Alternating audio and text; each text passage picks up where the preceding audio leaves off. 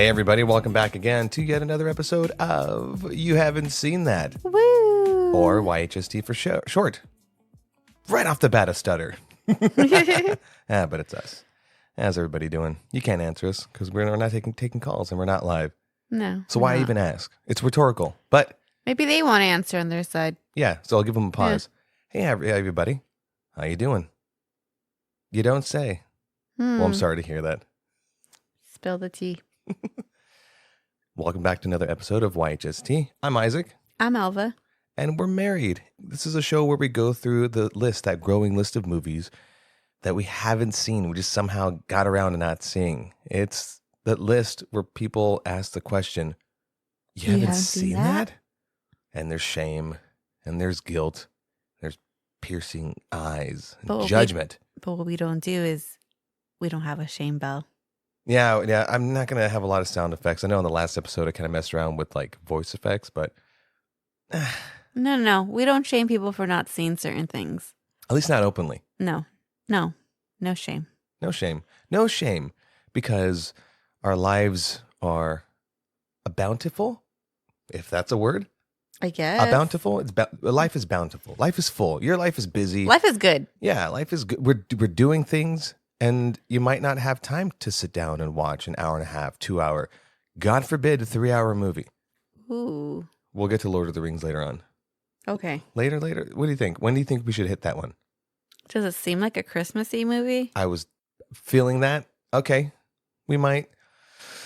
Oh man, what are we doing? We want to have the whole month of Lord of the Rings? No. Let's show production afterwards. Yeah, we'll do that after. Meeting after. Yeah, right now we're not in the Christmas season. We're in what season? Halloween season. The Halloween season.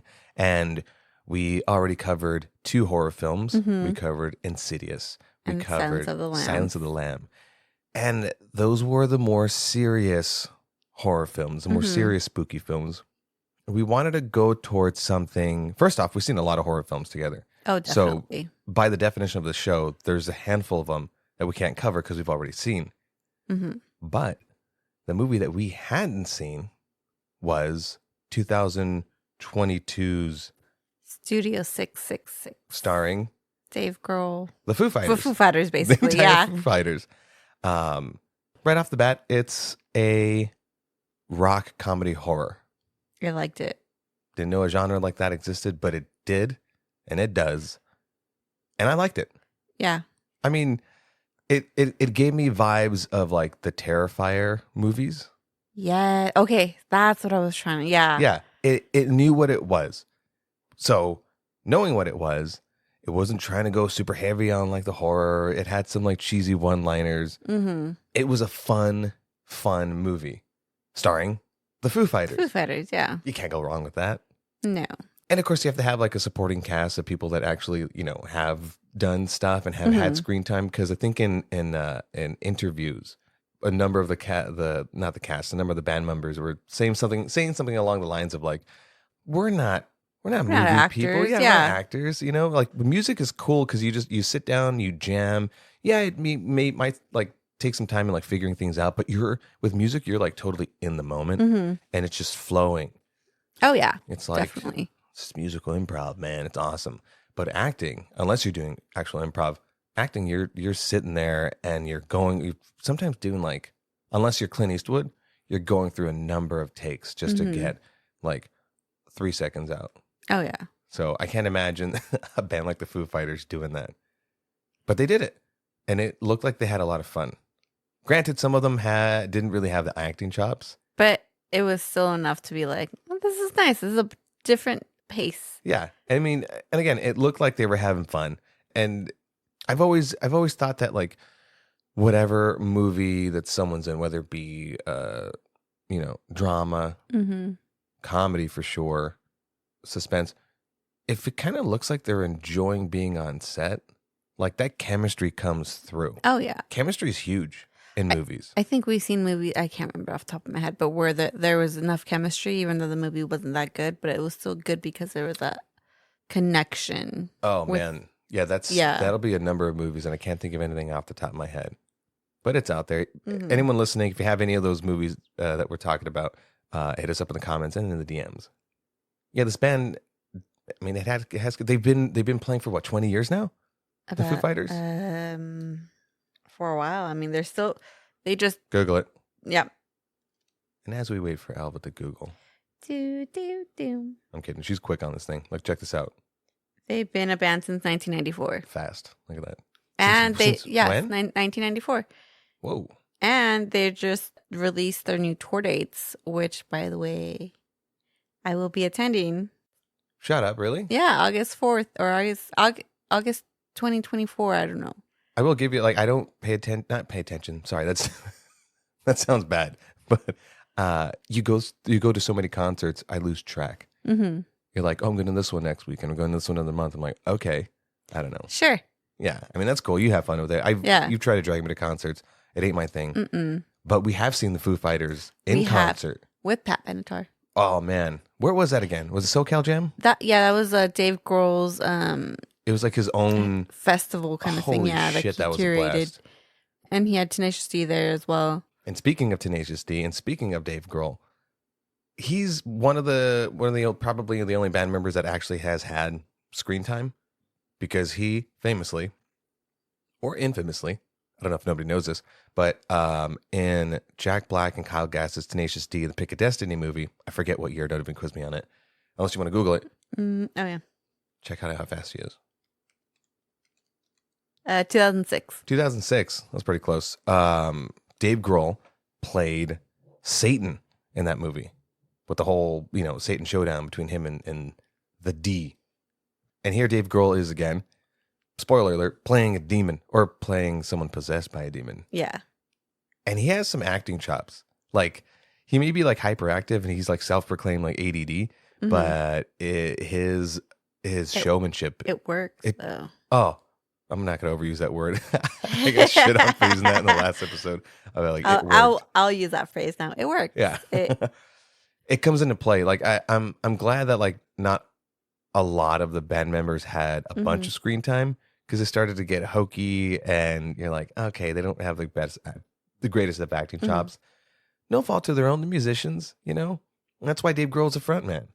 And boy, oh boy, does his performance come through, because it's not supposed to be like really serious. Like, I knew, I figured it out once the movie started. Like, oh, okay, this is actually, I take it back. I'm jumping ahead. Oh, okay. Why haven't we seen this movie? We were supposed to see it, if you remember. Because there was a whole group of movies that were coming out, and we needed to see those first. And then our scheduling didn't really allow us to go see this movie. Yeah, because we were really trying to go see it. I forget what other movies we ended up seeing. We ended up watching May 24's Men, which, go see it. Very weird. Leaves you feeling uneasy. Yeah. And then finally, when we tried to go see it, it was gone. It was out of theaters. It was like one of those like limited theater things where it only had like a limited time slot that you had to go see it. Yeah. Just never worked out. And, this is a low budget movie. And we couldn't find exactly what the budget was, which I found weird. Like between...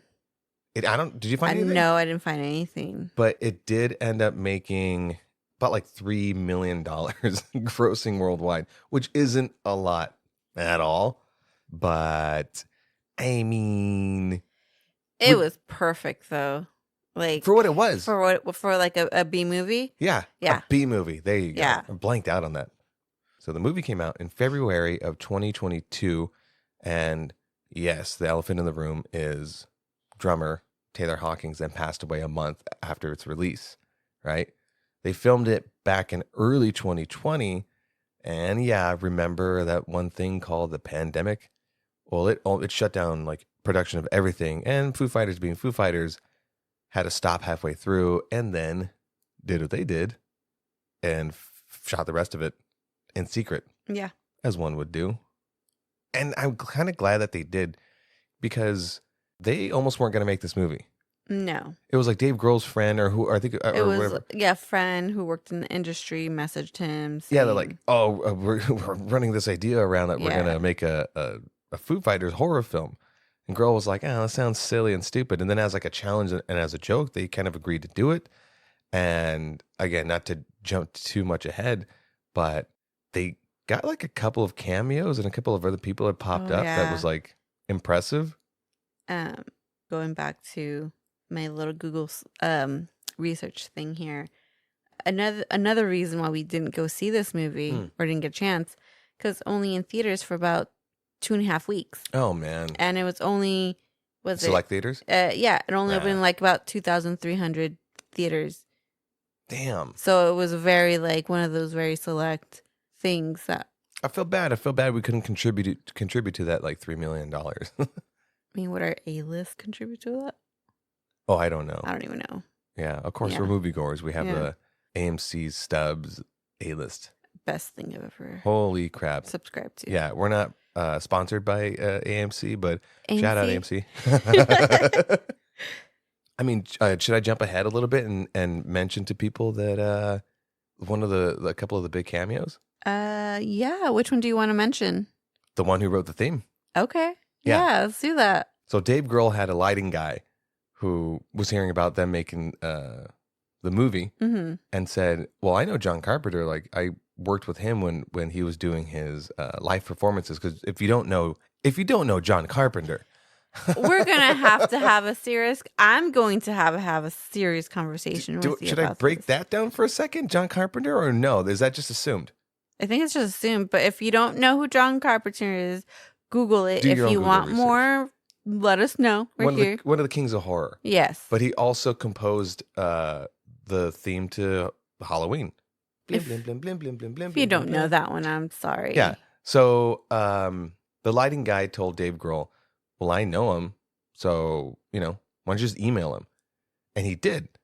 And John Carpenter was like, well, since you took my son on tour, and I guess Dave Grohl forgot about that. He's like, since you took my son on tour because he was in a band, and you treated him so well, and he, took him on the bus and partied with him, yeah, I'll do it. Just like that. And then ended up writing the opening theme song for this movie, which was very Halloween-esque. Very like an homage to it. Yeah. Homage. Homage. And I loved it. A horror film, a hokey B-list horror film with John Carpenter's stamp of approval. Oh, that's fan-fucking-tastic. That's amazing. That's like worth watching just from that. And he popped up in a cameo as like one of the sound engineers. Which is even better. Yeah. Not a huge role, but he was in there. And the other cameo, which Jesus had us laughing so damn hard that I nearly peed myself. There's a scene. Again, the show, we're not necessarily going chronological. We're kind of jumping around. But there's a scene where, because Dave Grohl's trying to write this whole album, this 10th album, a concept album. And he has writer's block. So he's sitting down at the old piano and playing a song, and it kind of sounds familiar, and it turns out to be Lionel Richie's Hello. And fucking Lionel Richie comes out of nowhere, and it's sort of fever dream, right? Yeah. Comes out of nowhere and like slams on the piano and calls him a nerd. That had me dying. We didn't know anything going into this movie, by the way. All I knew from like trailers was the Foo Fighters are making a horror film. That's all I knew. And it looks silly, and it looks like a B-list movie, and I absolutely want to go see it because it looks so silly. It's we knew that it was going to be one of those movies that was going to have like outrageous death scenes, but it was going to be fun. And it starred the fucking Foo Fighters. Oh, definitely. I believe that was the year I was supposed to go see the Foo Fighters. Really? And that was one of the reasons why I really wanted to go see Studio 666. Because I was like, I want to know what this is.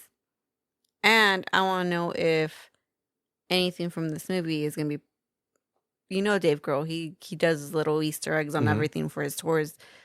And I wanted to know if he was going to do something from this movie in his tour.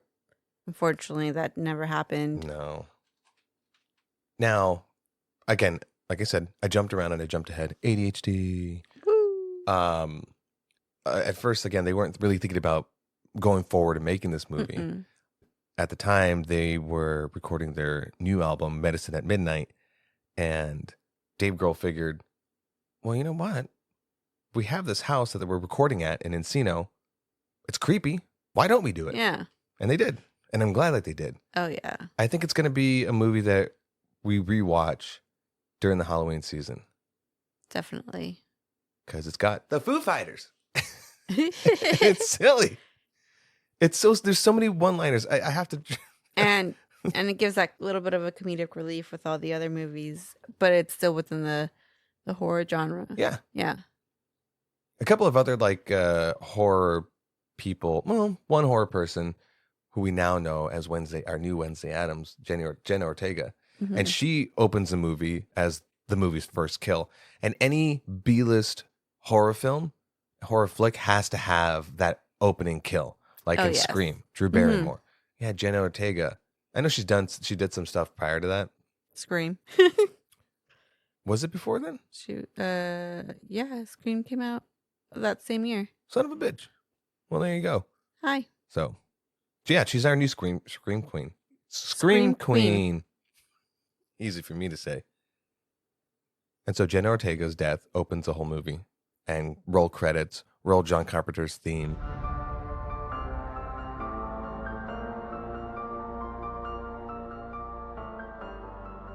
I'm in the mood. I mean, it got you in the mood. Oh yeah. And then it opens with the Foo Fighters around, in a conference room because they're supposed to make this 10th album. Yeah. That their manager, played by Jeff Garlin, is yelling at them about. The first like ridiculous line is spoken by the late great Taylor Hawkins, and through researching this movie after we had watched it, I found out that Taylor Hawkins didn't bother reading any of the lines. Oh no, I think he just improvised everything. And it showed a little bit. Because one of the lines he says is, he goes, "We're gonna make you an album that's gonna blow your dick into your own mouth." Oh, definitely. Taylor Hawkins. I need that on the shirt. I'll get on it. So Garland, as a manager, puts him up in this Encino house, and of course, heavy, creepy, eerie music because it's hokey. It's supposed to be. It's campy is the word I'm looking for. It's campy. It's supposed to be campy. Everything, every little moment. It's supposed to be kind of eerie and creepy and looming and doom lurking around the corner. And so they're in what's going to be like their new band area, and Dave Grohl, being such a musician sound guy, starts like, clapping to feel the acoustics. And every time he claps, there's like a cut-in of like a demon face. And it was very Exorcist, Captain Howdy. What's it, Pazuzu? Yeah. Those scenes where just like it cuts in. Oh yeah. And it's just that like white, but creepy every face. time it was just like a little more and a little more. And then and I was like, oh, it's totally like a bite off of that. And as we watched the rest of the movie, there's all of these other horror inspirations. And then you looked into it. It was Amityville Horror, The Shining, Evil Dead. I'm pretty sure there's more to that. The Evil Dead. Oh, I felt like there was a little bit of Halloween in there. What, the gardener? The gardener. Yeah. Yeah. The demon gardener. Yeah. The Evil Dead for sure, because they had the Book of the Dead. I mean, they basically describe the Necronomicon without saying the Necronomicon. Yeah. As like, there's this book and it's bound in flesh and written in blood. You have to feed the book. So that one's that one. But what was The Shining? Did you pick out any of the Shining influences? I didn't see. Oh, duh. It's a man who has writer's block. Oh, there you go. Huh. All work and no play. He has music constipation. Oh, there's a scene. Yeah, so Dave Grohl, so they're supposed to write this, and Dave Grohl's sitting down, and he's trying to write some music. And by the way, how fucking hilarious, where he's like, okay, guys, I got a song. All right, check it out. Blim, blim, blim, blim, blim, blim, blim, blim, blim, blim, blim. They're like, yeah, that's Everlong. You wrote it 20 years ago. So stupid. And then it does it a couple of times for the other songs. And so he has writer's block. So he's doing what anyone else does, goes on YouTube to look for advice. And, whatever Bob, some music guy, says the line, if you got song constipation, this will help you get a greasy dose of the hits. Just another additional, like, stupid line that I couldn't help but chuckle and, like, tuck in my back pocket. Like, that's fucking funny. It's funny. It was stupid, but it was clever, and it was funny. I liked it. Sorry. So I have bad taste. What are you going to do? What are you going to do, huh? What are you going to do? Did you see the Amityville Horror influence? I mean, that would, that would be getting possessed by like whatever is haunting the house ish, and then going around and killing everyone around you. Spoiler alert. Spoiler. Yeah. Have you ever, by the way, if you're listening to this in sequence, this is now the third movie that we reviewed. I'm pretty sure you kind of figure right off the bat, like, spoiler warning. Because some of the movies are like the cult hits that, again, we were supposed to have seen, but we hadn't. And then some of the movies like this one is kind of a more recent movie that maybe more people haven't seen, especially like you mentioned before, it was, limited release and maybe someone's going to go see it. Remember, guys, these breakdowns are just us chatting about it. They're not necessarily like spoiler-free reviews, so we will spoil the fuck out of. So yeah, I think we should put like a little spoiler right in the beginning. Yeah, we'll put it in the description if you're listening to this. Sorry, I didn't warn you ahead of time. Sorry, we ruined the beginning for you. yeah. I mean, I don't think we're gonna like run across that often, where it's like a recent movie. I don't know. We'll feel it out. Figure it out. We'll feel it out. But if you're listening to a podcast where people are talking about a movie, I think you're gonna assume they're gonna spoil it. Yeah. Okay, this is out of the blue, and this is totally random, and I had no segue into this, but I have an obsession with hair. Okay. And I have an obsession with Dave Grohl's hair. Okay, Dave Grohl has amazing hair. Dave Grohl has amazing hair. Beard. Hair. And just in hair in general. Yeah. Like, he gets possessed later on and then starts going around and killing people. And like, every fucking scene he's in, he has great hair. Yes, it's a movie. Yes, there's hair and makeup people. But just in general. Even then, he still has great hair. Have you seen him in interviews? Yes. His hair looks wonderful. Yeah. I'm so envious. From this light, you know what he reminds me of? What? He looks like he might be your long-lost father. That makes sense. Yeah. Yeah. That's how my hair looks like when it air dries. I'm going to put up a picture later on. It's the one me holding the book. A couple months back, Alva started reading Dave Grohl's. What's the book called? I don't remember. Alva started reading Dave Grohl's book, and on it's like the profile of Dave Grohl, the profile of his face. And I'm like, holy crap, he's your long lost father. You have the same features. Yeah. And I took a side by side, and it was amazing. I think you sent it to him. Did I? I think so. Oh, I did. I DM'd him.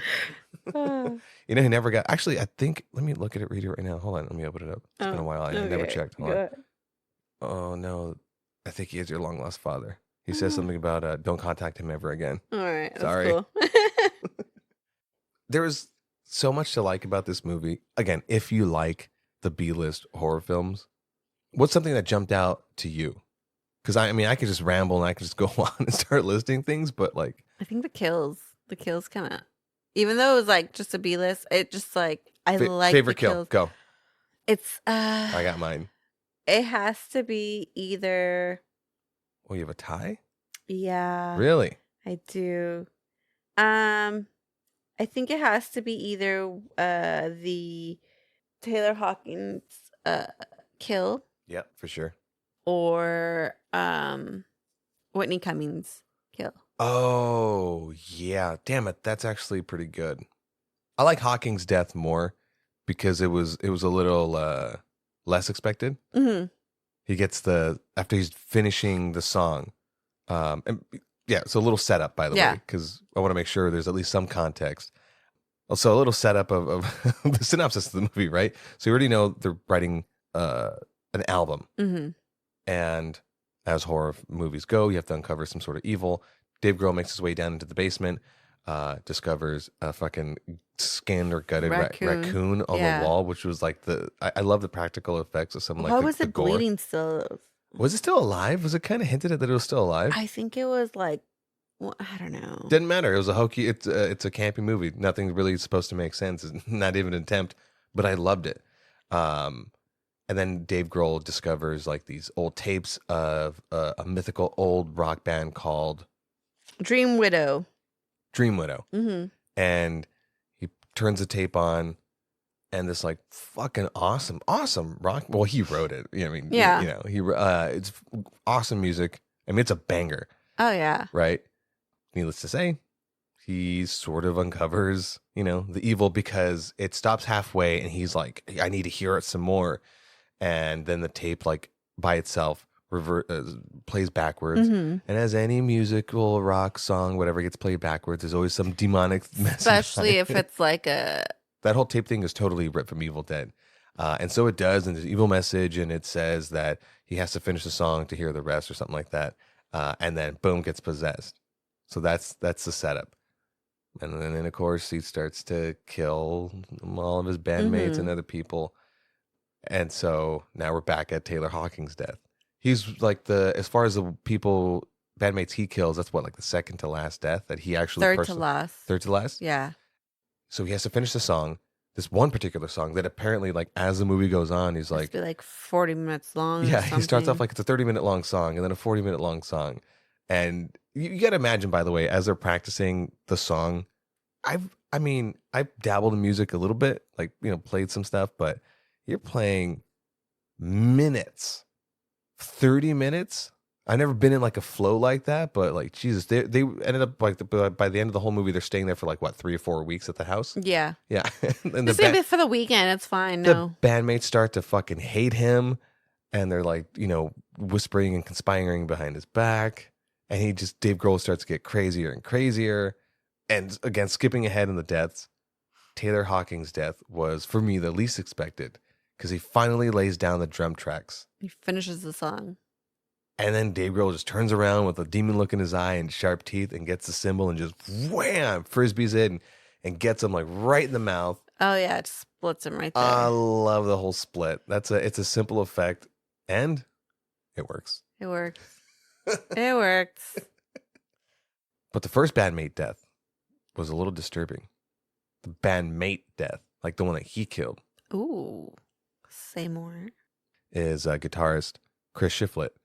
Chris Shiflett, like, this is at a point where in the movie, Grohl is like trying to get this demonic song out, and it's a fucking banger, by the way. Like, oh my god, they're playing it, and me and you are like tapping our toes. We're like, yeah, I want to hear more of this shit. I don't care if I get possessed. This is fucking cool. It's what it's about. Yeah, and Shiflett throws a shit fit, and like cooking at the barbecue.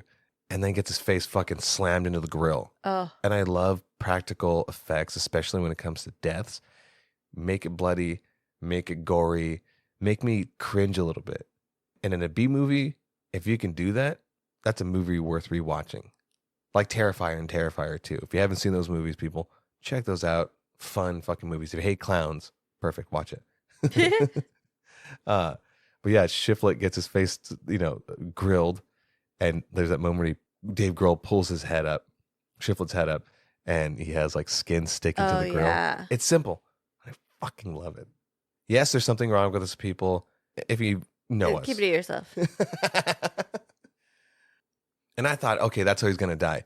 Is like just being grilled to the face. And then Grohl just like stabs him in the back. Something about like getting stabbed literally physically getting stabbed in the back always like makes me like cringe a little bit. The defense is back there, man. Mm-hmm. Is Dave Grohl in a trance at that point? I think so. Yeah. Because cut to a few moments later, it's down to bones. The remains oh my God. of Shiflett. And I was like, dude, he ate that whole guy all bloody. And as far as an honorable mention of a death, right? Which would be the second death in the movie. First death being Jenna Ortega, right? Did I mention that? Mm-hmm. I mentioned that, right? Getting that fucking hammer to the face by the mysterious bad guy. The second guy, poor guy, Krug. That's right. No, he was a roadie. But I thought he was a death before. He was a death before Dave Grohl got possessed and actually killed him. Yeah. So it was like the demon sort of like fucked with the wires. But that one was a gnarly death. It was gnarly, but I lost a little for me because of like the silly, overly done, quote unquote, special effects of like the electricity. Yeah. I was like, damn it. I think it could have been a little better by like removing that effect that I could probably do on my phone. But again, practical effects. He's all charred and gooey. Mm. And you know what? That worked. It worked. It worked. I want that on a shirt. That worked, Isaac. And since we're talking about honorable mention deaths, Will Forte, comedy actor, right? Mm-hmm. You've known him in SNL and Last Man on Earth and MacGruber. I love him in everything he's in. Yeah. The guy is like, he's a comedy genius. And he pops up and it made me happy. And, comedy relief. You have to die. And he's like the delivery guy who's also like, I'm in a band, Bone Structure. And doesn't get killed by Dave Grohl, but gets killed by like the mysterious demon. The demon gardener guy. Yeah. With the go to hell paperboy hat. Oh, yeah. That's sort of like your Michael Myers in a jumpsuit ghost kind of guy. That was a cool death scene. That was a cool death. But boy, did his head pop off and fly. Dude. Did it remind you of when you used to play with Barbies? Yes. That's what I thought of. Yeah. Where our minds go. But thus ends the honorable mention deaths. Because the next death after that is Whitney Cummings. Yes, that's right. She's in this movie. And her character was like super cringy. I mean, it was meant to be cringy. Yeah. But it was like extra cringy. She was very holistic. Well, she comes off as like, yeah, hey guys, I could be in your band, and starts singing like one of their songs. And, oh God. And it's kind of later revealed that okay, it's because she's the neighbor. She's been there for years because she's keeping an eye on this house because she knows of like the demonic lore. She was part of it. Was she? Yeah. She later on as like she pulls bandmates to the side like, oh yeah, the whole like exposition. Yeah. Yeah. And every horror movie, most horror movies have to have that. Where like some like kind of not important character just gives like the whole layout and breakdown and backstory and lore. What's the whole lore again? It's that band. What was the band's name again? Dream Widow. Dream Widow. You researched that, by the way. I don't want to jump ahead. That Dream Widow was trying to write their own music and shit, and need a little extra boost, as one does. Got to summon the old Satan. Beelzebub, Lucifer, the devil, via the Necronomicon. They found the book, although technically not called the Necronomicon, just the Book of the Dead. Good old Book of the Dead. I think it was, I don't even know what they call the book. They had like a name for a book or whatever. Yeah, I know. Yeah. A book of spells. Book of spells. What happens when you ask good old Satan for some demonic help? Well, you get some demons to go along with it, and they end up possessing the original band members, and the original lead man, and he kills the fuck out of everyone. Although you only get one death scene of the band member, and that's Jenna Ortega in the beginning. Yeah. Oh, and then you see one of the dead bodies from the other band members, and that was gnarly. When? In the beginning, right before she gets killed. Oh, like it was like laid out, right? Yeah. Do you think we'll get a prequel movie? Oh. Ooh, maybe. Dave Grohl, if you're listening to this, hi, DM me. Also, how about that for a prequel movie? Although you probably wouldn't be starring in it, but Dream Widow, yeah. Yeah. Okay, so Dream Widow, that was their song, but Dave Grohl started playing it. Was there any music? Like, did they release anything? Dream Widow did release an album about a month. Shut up. Was it a month after the movie was released? We're not able to play it on here, huh? Because of like copyright stuff? Yeah, copyrights. But Dream Widow is an actual album that was released about a month after the movie was released. And if you like Motorhead, Celtic Frost, Venom, any thrasher kind of metal, then this is the album for you. It is great, amazing, very headbangable, toe tapping. Well, the excitement coming off of your voice. Jesus, people are rushing to go check this out. They're rushing to go get this, listen to this album. Anyways, but it's about a couple songs, just enough to make you believe it was an actual real band. Okay. Yeah. You know what that reminds me? And this is on the list. We Are Spinal Tap. Ooh. That mockumentary. Yeah. That's hard on the list. Are we doing mockumentaries? Absolutely. Okay. That's a big one that people are talking about. I've always heard comedians talk about that movie. And this kind of reminded me of that. A band. Well, this is a real band though. Yeah. We'll add this to the list. Yeah. We're talking about Samantha's death. Oh, that she was part of it. Yeah, she was part of the Dream Widow. She was a groupie. Yeah. She actually said she was like a groupie of it. Yeah. And she was there during the whole Greg, their band leader. Right. Lead singer or whatever. He was the one that wanted to finish the song because he saw potential in it. And so throughout her entire, role in the movie, she had eyes for Rami, Oh the yeah. keyboardist. They both had eyes for each other. Oh yeah. Yeah. You know what? I forgot that Whitney Cummings is like kind of banging, but like in a crazy wide-eyed sort of way. Oh yeah. And she's kind of funny comedian. So she's pretty funny. Yeah. She's pretty funny. We've seen her before, right? Girl. Oh no. She's funny. No, she is funny. She's funny. Yeah. We saw her live. Live, yeah. Comedy Store. Comedy Store, yeah. So she helps she's the person to give the exposition. She helps the guys out. Her and Rami do what people in horror movies do who have eyes for each other. It pays off. They go bang it out. Tops off Whitney Cummings, but not complete tops off. I was mad about that. That sucked. I'm never gonna get the image of Rami having a heart shaped out of his hair.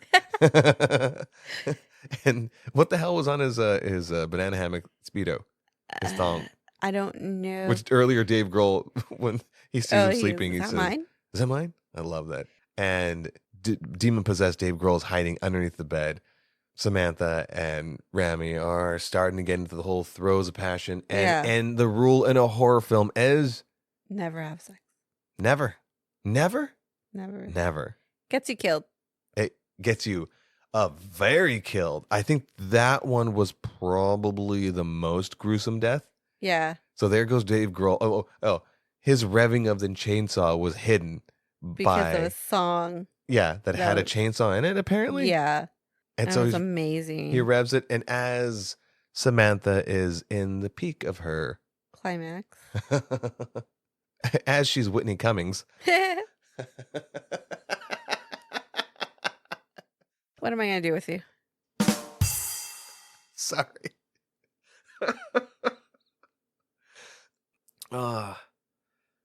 She then gets a chainsaw right through the fucking face. Oh, that was amazing. Which ends up going into Rami and splits the both of them right down the middle. Oh, yeah. That was amazing. And I love that shot of like split or, cut and then the body's just the slow split apart. Yeah. Talk about splitting a girl down the middle. Oh, hey guys, it's late. Sorry about that. And then and the next death was me for using that. Who's the next death after that? The late Taylor Hawkins. Oh yeah. How did that make you feel, by the way, knowing like, is that just too dark? No, I was like, oh, it's like the last thing that came out besides the last album they did and stuff like that. It's kind of like the last time you see him on a screen. I mean, I loved it. By the way, like I love that he improvised all of his lines. There's a part, by the way. Oh my god. Okay, that's it for like all like the major deaths, right?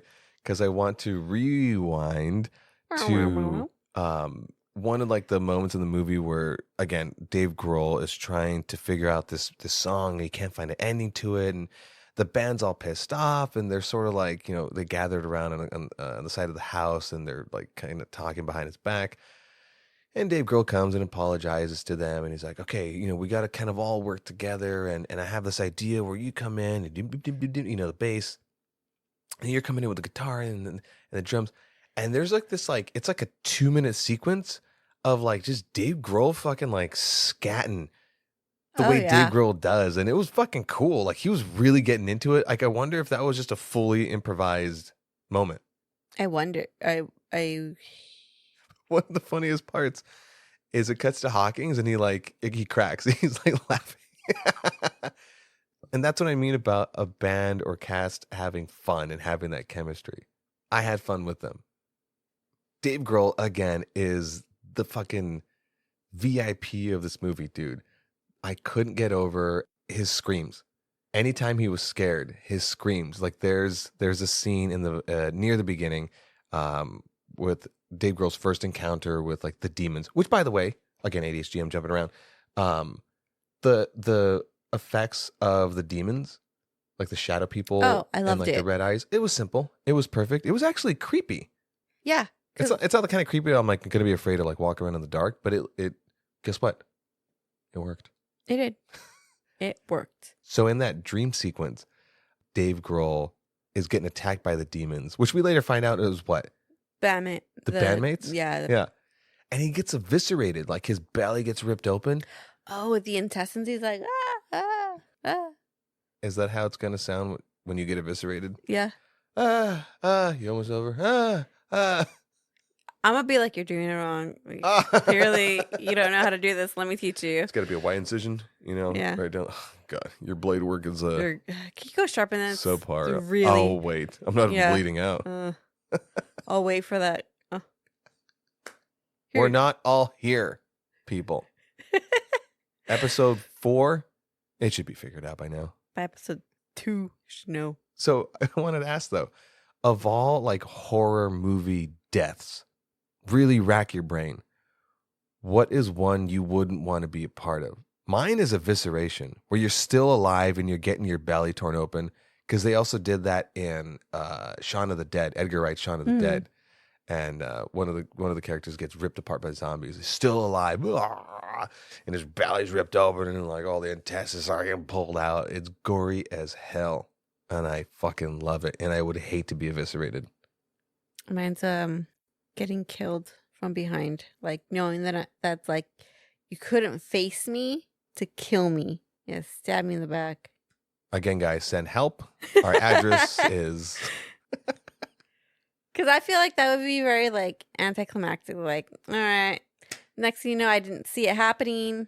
I'm dead. Oh, so you mean you want a cool death? I want a cool death. I'm thinking about, like, pain.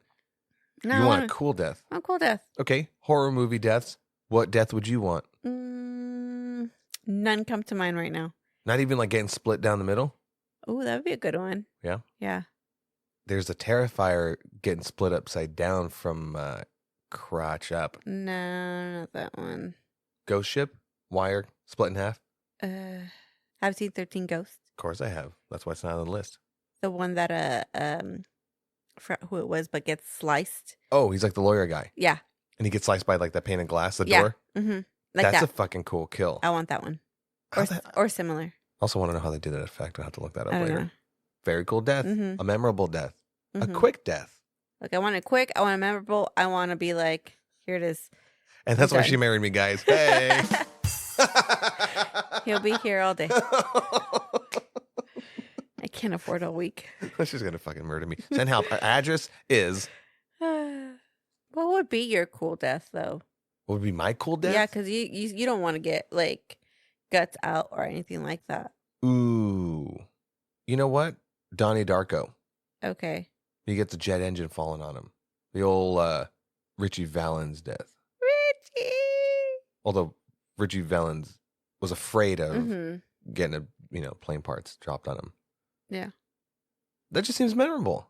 Yeah, very quick. Typical. Not impressed? I mean, it's cool, but not like glass. I'm afraid to ask, what death would you want for me? Well, I could continue to put the poison in your Gatorade, huh? What? I think for you it would have to be something. Yeah, I think. I got it. A horde of rats eats me alive. Ooh, yes. I'm stuck in an attic somewhere, like in a wall, right? I fall through, and there's a bunch of rat nests I disturb, and the only way for them to get through is through me. No. I want you to. Don't no my death. No. I'm gonna make it better. I want you to have an insidious type of death where you're in the other room and no one can hear you because you get pulled into the further and the rats are eating you there. So when you're found, you're dead. No, but I want blood and guts. I want people to have to clean me up for like months to come. But they're going to clean you up, but it's just no one can hear you dying. In the further, no one can hear you dying. Like you're being killed and you're thinking that, oh, somebody's going to help me. Ain't nobody coming. Yeah, I guess. Or a Terrifier. You could do Terrifier upside down. You know what death I don't want are the last couple of deaths in the movie. Yeah. Pat and Nate, they like lasted the longest. And Pat gets run over by the van, which, by the way, that van is actually like their real van that they went on their first U.S. tour with. Yeah. Cool little cameo, or cool little like fun fact or cameos or whatever by their actual stuff. Like that ray gun is that ray gun in one of their first albums. And then Nate, has the lamest of deaths. Oh, yeah. It's stabbed, the old classic stab through the chin and pops out the ear head. Poor guy, though, right before that gets fucking wires right to the eyeball. Oh, my God. I thought he was going to live and be like, I only got one eye. I killed the other one. I'm good. Accidental. Trying to get away from everyone. Were there any moments that actually scared you throughout this movie? I mean, there was like some attempt at like, cheap jump scares, and they were fun for what they were. No. But nothing really actually scared you. Mm-mm. Because it wasn't that type of movie. It takes a lot, to be honest, to scare me. Oh my gosh, it really does. There was a few times where I've hidden behind the door. Sometimes I get home earlier than she does. And sometimes I'll have party poppers. Or you're hiding your truck as I get off the car from work. And I'll record some of these. Nothing. Unflinching. Yeah. Nothing happens. This woman who has my heart, hopefully figuratively and never literally, scares the shit out of me sometimes. We'll figure it out later on in life. What the fuck does that mean? Yeah, no. I have yet to be scared by you. I think maybe once you got me. When? When? Yeah. You came out of the bathroom. Or when I came out of the bathroom, I didn't expect you scared me. You were just standing there, and he already looked like a 5'10" Wednesday Addams. And I turned the corner, and then bam, you were there. Not with a knife or nothing like that, just standing there. Best. I wasn't even trying to scare you. And I did the old Dave Grohl scream. Ah! Enough for bullshit. Back to the movie. One of my favorite parts is before Nate and Pat meet their tragic end, they find the book in the basement, and they're going down the list of symptoms if somebody knows is possessed. And every time they read a symptom, they cut to Dave Grohl. One of my favorite moments is one of the symptoms is ingestion problems or digestion problems. Yeah. Cut to Dave Grohl projectile vomiting on the window, turning to camera, looking right at it, and going, "No more beer bongs for Dave." In a way that only Dave Grohl can deliver that line. The other symptom was excessive masturbation, because I guess. Oh my God. And that's where cut to a flashback of Pat trying to go into the bathroom, and you hear fapping, and he tells Dave Grohl, "It sounds like you're playing with soft chicken dumpling." I didn't even know that sound. By the way, Pat, I love him. Most of his lines he couldn't deliver, but there was some, like just a select few. I wish I wrote them down, but he nailed those ones. And that one he delivered. They got a laugh out of me. Oh, speaking of Nate and Pat. Pat and Nate. I always think of Nate going first. But it sounds better the other way. Although in death, Pat went first. When they're being chased by Dave Grohl, that whole scene is a whole one-shot scene, and I'm a sucker for oneers. And that was so fun to see the demons, kind of blocking the way, and Dave Grohl hilariously like fucking, blocking whatever windows in the way Dave Grohl does. Yeah. Can we also talk about how Pat didn't have a bed while they were staying there the whole time? Oh yeah. So rewind. Right after Dave Grohl has that nightmare, he is inspired by demonic ideas, and he does order food. Yeah, he orders food. But that aside, he's trying to wake up the band members, and each person has their different sleeping quarters and sleeping situations. Like Taylor Hawkins fell asleep watching porn. Tissues everywhere.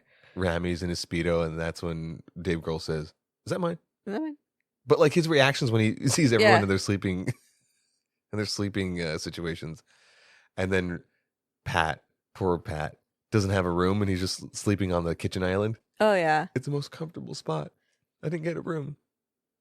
I do feel like Pat was done dirty, though. Like, even in his death. He gets run over by the van, and that effect of a head getting popped like a balloon. Oh, it's amazing. Is amongst my favorites. Like, the things you can do with the head. Decapitating it, stabbing it, smashing it, bashing it, thrashing it. Anything. That was a cool effect. I don't know who did the special effects on this movie, but like much props to them. I will stop. I'm sorry. We're near the end of this episode. I'm getting a little low. I'm getting a little punchy. Help me. Help's not coming, Alva. No. It's Too late. And his death comes at the end of the movie. Speaking of the end of the movie, we're nearly there.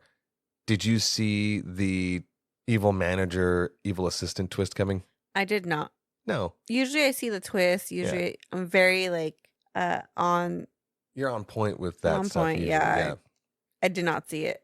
No, because I thought the movie was basically over by that point. Even though it was like an hour, 40 minutes, hour 45, it kind of dragged on a little at the end.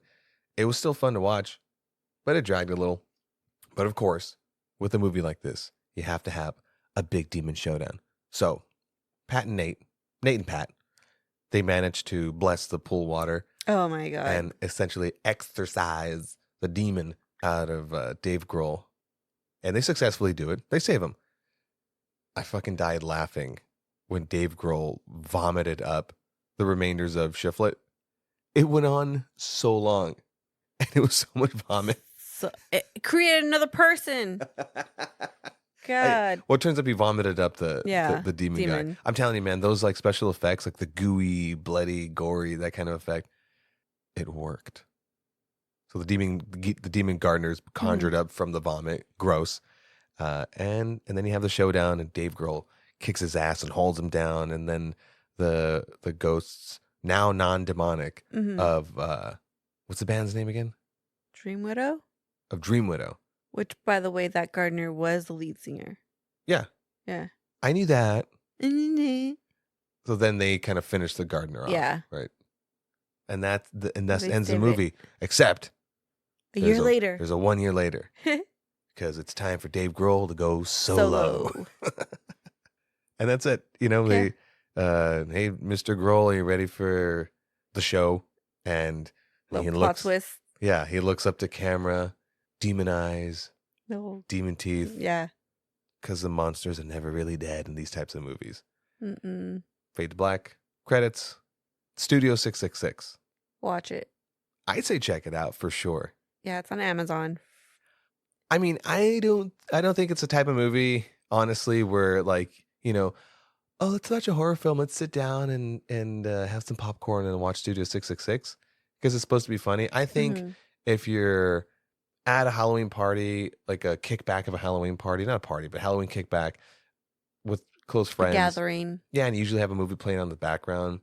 You know, don't waste it on like watching Halloween in the background. Halloween's when you sit down, you enjoy with some popcorn. Oh, you have to. Yeah. This one, I think watch it like Dave Grohl would want you to watch it with some Jaeger and some beer. Ugh. You know, throw those back. Yeah. In the name of friends. Dave Grohl. Have some friends around. And pour one out for Taylor Hawkins. You have to. What do you give this movie overall? What was your overall thought of it? Did you like it? I liked it. Yeah. I really liked it. I give it a 63. So you personally give it a 63? Yeah. Now, what do you think Rotten Tomatoes scored this movie? And then what do you think the audience score was? 59. That's pretty close. Tomatoes, That's pretty close. I want to give 63 for audience, but I'm not sure. Was that your final answer? Yeah. Rotten Tomatoes score was 55. Okay. So you're kind of close. And audience score was a whopping 80%. An 80? Yeah. Oh, I'm very low on this scale then. But I'm proud of the audience for giving it an 80, for realizing that it's supposed to be a comedy rock horror movie. To be honest, I don't know why I gave it a 63. What was your thought process? I want to pick your brain. Pick my brain? Yeah. Wait, hold on. Oh. Not much here in Alva's brain. Again, send help to the address. I don't know who you're gonna help first. Ari death glaring at me because it's past dinner time or something. Oh. All right, let's wrap this up then. Okay, let's put a button on this thing, and the cats are looking at us or glaring. Mm-hmm. Glaring at you or me? At you. They're staring at me. I don't have to deal with it. Yeah, I know. I only pick up their litter. Yeah. Anyways, guys, that's Studio 666 starring the Foo Fighters. Tell us what you thought about this movie in the comments. Hit us up in the DMs. Like, rate, review, hit the little bell so that way you're notified about new episodes popping up every Thursday. Thursday. And we have one more horror film to round off the spooky season. One more? One more. Oh, It's flown by. I thought we had like 2 more. Time flies by when you're scared. I guess so. All right. Any last words, makes sense. darling? Don't forget to like, follow, share, subscribe, and let us know what movies are on your list. Yeah, that has people asking you the question. You haven't seen that? Later, guys. Good Bye. night. Goodbye. Catch you next time.